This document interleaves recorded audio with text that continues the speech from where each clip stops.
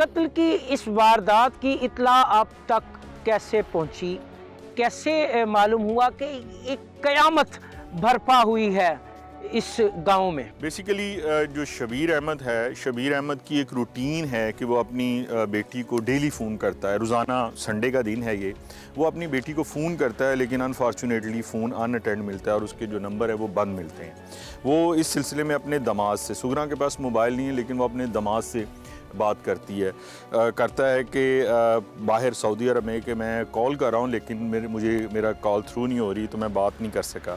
तो वो कहता है कि आप घर चले जाएं, क्योंकि एक फासले से उसने आना है। तो वो तकरीबन रात को 9-9:30 बजे यहाँ पे पहुँचता है अपनी बेटी का पूछते हुए। तो यहाँ पर उसको ये ख़तून बताती हैं सुगरा कि हमें नहीं पता, सुबह 7 बजे वो अपने घर से चली गई है बेटे को छोड़ के, और हमें नहीं पता कि वो कहाँ पर है।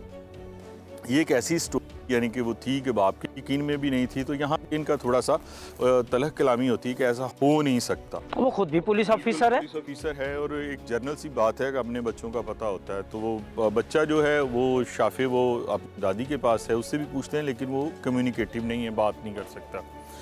अब यहाँ से फिर तकरीबन को रात 12:30 बजे के करीब ये पुलिस को इन्फॉर्म करते हैं। पुलिस इमीडिएटली उसकी केस रजिस्ट्रेशन का प्रोसेस होता है, FIR दर्ज होती है और फिर उसके बाद इन्वेस्टिगेशन का आगाज़ हो जाता है। आप मौके पर जाते हैं, क्या देखते हैं मौके पे? कैसे आपको शक गुजरता है? कौन सी ऐसी चीज़ थी जो आपको क्लिक करती है कि नहीं अभी कुछ है, इस घर में कुछ है?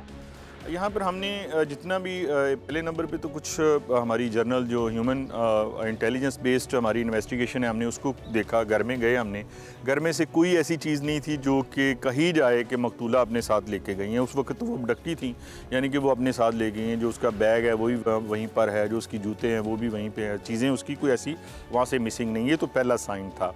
फिर उसके बाद हमने डिजिटल एविडेंस की तरफ चले गए। जो ख़तून के ज़ेरे इस्तेमाल मोबाइल फ़ोन थे, हमने उनका फौरी तौर पर रिकॉर्ड लिया।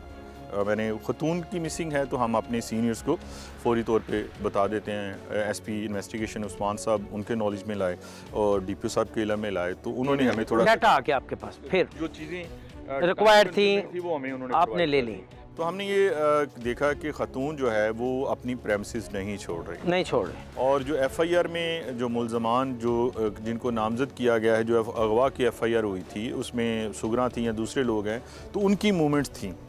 और उसके बाद फिर हम एरिया में मौजूद जो CCTV कैमरा जाते हैं, हम उनकी सर्चिंग करते हैं। हमारे साथ हमारी टीम में स्पेशल इस चीज़ में ट्रेंड लोग हैं, जिसमें सिकंदर लड़का है, उसने बड़ा अच्छा काम किया।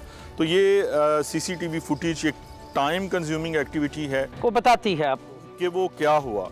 हमने एक कुछ जगहों पे हम फॉरवर्ड की तरफ जा रहे थे, कुछ पे हम बैक एंड पे उसको ट्रैक कर रहे थे। तो हमें ये पता चला कि उस लड़की ने उस प्रेमिसेस को छोड़ा ही नहीं। घर के अंदर आपने क्या देखा? घर के अंदर जो उसका बेड था वहाँ पे कुछ ऐसा ज़रूर था कि कुछ कशमकश के निशानात थे और चीज़ें कुछ थोड़ी सी बिखरी हुई थी, और घर के अंदर जो खुशबू थी वो ज़्यादा थी। उन्होंने बहुत ज़्यादा घर को परफ्यूम किया हुआ था, जो कि नज़र आता है एयर फ्रेशनर्स के साथ किया हुआ था। और घर के अंदर चूँकि एयर फ्रेशनर्स बहुत ज़्यादा थे तो हवा भी थोड़ी सी थिक थी। तो ये ऐसे कुछ साइन थे कि जो हमें महसूस करवा रहे थे कि कुछ है। फिर सब्सिक्वेंटली जो हमें CCTV फुटेज हमने देखी तो उसमें जो मुल्ज़मान हैं, जो सुगरा हैं, उसकी बेटी यास्मीन है, और उसके बाद जो अब्दुल्ला है जो सुगरा का नवासा है और यास्मीन का बेटा है, तो उनकी मूवमेंट्स कुछ इस तरह की हैं कि वो चीज़ें छुपा के घर के अंदर लेके जा रहे हैं और सेम इसी तरह लेके जा रहे हैं, और बड़ा वो अपने आप को उस गली में मौजूद जो कैमरा है उससे बचाने की कोशिश भी कर रहे हैं।